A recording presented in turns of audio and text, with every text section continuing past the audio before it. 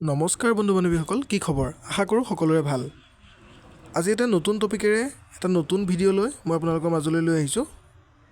গতিকে আশা কৰোঁ আপোনালোকে ভিডিঅ'টো শেষলৈকে চাব আৰু গোটেই কথাখিনি বুজি পাব। আপোনালোকে হয়তো জানে, মুখ্যমন্ত্ৰীয়ে নিবনুৱাসকলৰ সুবিধাৰ্থে নিবনুৱাসকলক আৰ্থিক সাহায্য প্ৰদান কৰাৰ অৰ্থে এটা স্কীম উলিয়াইছিলে, যাক মুখ্যমন্ত্ৰী আত্মনিৰ্ভৰ অসম বুলি নাম দিছিলে। আৰু সেই স্কীমটোৰ আণ্ডাৰত প্ৰথম যোনটো পৰ্যায়, সেই পৰ্যায়টো ইতিমধ্যে সম্পূৰ্ণ হৈছে। তাত হয়তো আপোনালোকৰ মাজৰে বহুতে ৰেজিষ্ট্ৰেশ্যন কৰিছিলে, তথাপিতো বহুতে চাগে পইচা পাইছে আৰু বহুতে পোৱা নাই।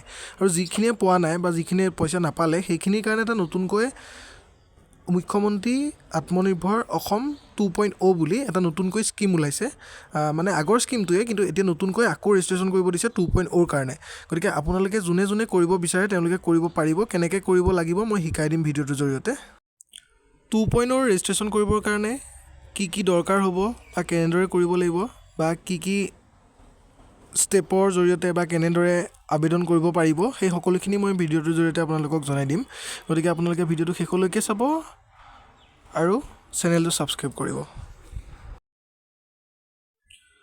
মুখ্যমন্ত্ৰী আত্মনিৰ্ভৰ অসম 2.0 যি নতুন নিৰ্দেশনা আহিছে, সেই নিৰ্দেশনা অনুসৰি কেইটামান ৰুল দিছে। আৰু সেইকেইটা হৈছে যে কি, যিসকলে আত্মনিৰ্ভৰ অসম 2.0 বাবে ৰেজিষ্ট্ৰেশ্যন কৰিব বিচাৰিছে তেওঁলোক অসমৰ স্থায়ী বাসিন্দা হ'ব লাগিব আৰু আবেদনকাৰী 28 বছৰৰ ওপৰৰ আৰু 45 বছৰৰ বয়সৰ তলৰ হ'ব লাগিব। অৰ্থাৎ 28 বছৰৰ ওপৰৰ যিখিনি আছে আৰু 45 বছৰৰ তলৰ যিখিনি আছে, সেই মাজৰ সীমাত থকাখিনিহে আবেদন কৰিব পাৰিব। 28 বছৰৰ তলৰ বা 45 বছৰৰ ঊৰ্ধসকলে আবেদন কৰিব নোৱাৰিব। আৰু তেওঁলোকৰ শিক্ষাগত অৰ্হতা কি লাগিব?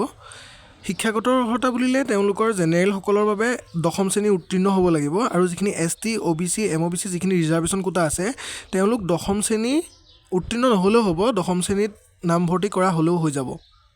ইয়াৰ উপৰি যিসকলে আবেদন কৰিব বিচাৰিছে তেওঁলোকৰ এটা বেংক একাউণ্ট থাকিব লাগিব, যিটো 2024 চনৰ এপ্ৰিল মাহৰ আগতে খোলা একাউণ্ট। 2024 চনৰ এপ্ৰিল মাহৰ পিছত যদি খোলা কিবা একাউণ্ট দিয়ে, তেতিয়াহ'লে আপোনালোকৰ সেইটো একাউণ্ট যোগ্য বিবেচিত নহ'ব। গতিকে আপোনালোকে যদি একাউণ্ট দিয়ে, তেতিয়াহ'লে 2024 চনৰ এপ্ৰিল মাহৰ আগত যোনটো বেংক একাউণ্ট খুলি থৈছে, সেই একাউণ্টখন দিলেহে যোগ্য বুলি বিবেচিত হ'ব। আবেদনকাৰীজনৰ নামত কোনো লোন থাকিলে তেখেতে যোগ্য বিবেচিত নহ'ব, অৰ্থাৎ তেখেতৰ নামত কোনো লোন থাকিব নোৱাৰিব। আৰু একেখন পৰিয়ালৰে, অৰ্থাৎ একেটা পৰিয়ালৰে দুজন সদস্যই এই আঁচনিৰ বাবে যোগ্য প্ৰতিদ্বন্দ্বিতা নহ'ব। অৰ্থাৎ মুখ্যমন্ত্ৰী আত্মনিৰ্ভৰ অসম 1ত যদি একেখন ঘৰৰ কোনোবা এজন সদস্যই পইচাটো পাইছে, তেতিয়াহ'লে মুখ্যমন্ত্ৰী আত্মনিৰ্ভৰ অসম 2.0 তেখেতে পইচাটো নাপাব। অৰ্থাৎ এটা পৰিয়ালৰ এজন সদস্যহে এই পইচাটোৰ বাবে যোগ্য বিবেচিত হ'ব। ইয়াৰ উপৰি এমপ্লয়মেণ্ট এক্সচেঞ্জত আপোনালোকৰ নাম ৰেজিষ্ট্ৰেশ্যন হৈ থাকিব লাগিব। অৰ্থাৎ এমপ্লয়মেণ্ট এক্সচেঞ্জত নাম নাথাকিলে আপোনালোকে ইয়াৰ বাবে আবেদন কৰি কোনো সুবিধা লাভ নকৰিব। ইয়াৰ উপৰি পৰিচয় প্ৰমাণপত্ৰ, অৰ্থাৎ পান কাৰ্ড বা আধাৰ কাৰ্ড তেনেকুৱা ধৰণৰ কিবা এটা ডকুমেণ্ট দিব লাগিব। আপোনালোকৰ শিক্ষাগত অৰ্হতাৰ এটা ডকুমেণ্ট দিব লাগিব। তাৰ উপৰি আপোনালোকৰ বেংকৰ যোনখন পাছবুকৰ প্ৰথম পৃষ্ঠাটো আপোনালোকে ফটো মাৰি দিব লাগিব। ইয়াৰ উপৰি আপোনালোকে এমপ্লয়মেণ্ট এক্সচেঞ্জৰ যিখন ৰেজিষ্ট্ৰেশ্যন কাৰ্ড, সেই ৰেজিষ্ট্ৰেশ্যন কাৰ্ডখনো আপোনালোকে আপলোড কৰিব লাগিব। এতিয়া শেষৰ কথাটো হ'ল যে আপোনালোকে আবেদন কেনেকৈ কৰিব, অৰ্থাৎ ৰেজিষ্ট্ৰেশ্যন কেনেকৈ কৰিব। আপোনালোকে ৰেজিষ্ট্ৰেশ্যন কৰিবৰ কাৰণে আপোনালোকে ক্ৰম বা কোনোবা এটা ব্ৰাউজাৰত গৈ পেলাই চাৰ্চ কৰিব লাগিব cmaa.assam.gov.in, অৰ্থাৎ cmaa.assam.gov.in। এই বুলি আপোনালোকে যেতিয়া চাৰ্চ কৰিব, তাত আপোনালোকৰ ষ্টেপ বাই ষ্টেপ গোটেই প্ৰচেছখিনি আহিব। আপোনালোকে এপ্লাই কৰিলে তাতে ৰেজিষ্ট্ৰেশ্যন কৰিব পাৰিব। চৰকাৰৰ পৰা 5 লাখ টকা পৰ্যন্ত বিত্তীয় সাহায্য। দৰ্শকসকল, মুখ্যমন্ত্ৰীৰ আত্মনিৰ্ভৰ অসম অভিযান 2.0ত আবেদন কৰিলেনে বাৰু? এই আঁচনিৰ সুবিধা লাভ কৰিবলৈ অসমৰ স্থায়ী বাসিন্দা হ'ব লাগিব আবেদনকাৰীসকল, 28 বছৰৰ ওপৰ হ'ব লাগিব আৰু 45 বছৰৰ তলৰ হ'ব লাগিব। এতিয়া আহিছো ন্যূনতম শিক্ষাগত অৰ্হতা কি কি লাগিব।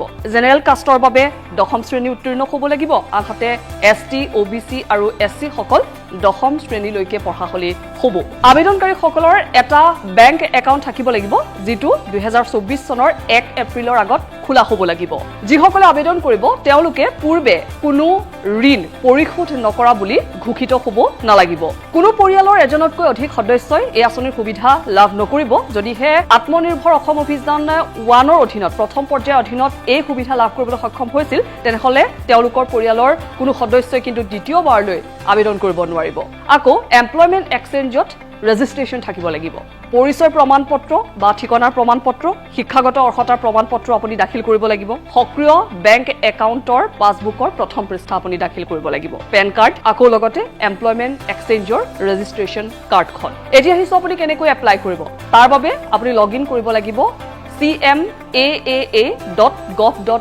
ৱেবছাইট আৰু প্ৰথমতে আপুনি ৰেজিষ্ট্ৰেচন কৰিব লাগিব পঞ্জীয়ন কৰিব লাগিব আৰু পঞ্জীয়ন কৰাৰ পাছত আপুনি পৰ্যায়ক্ৰমে আবেদন কৰিব পাৰিব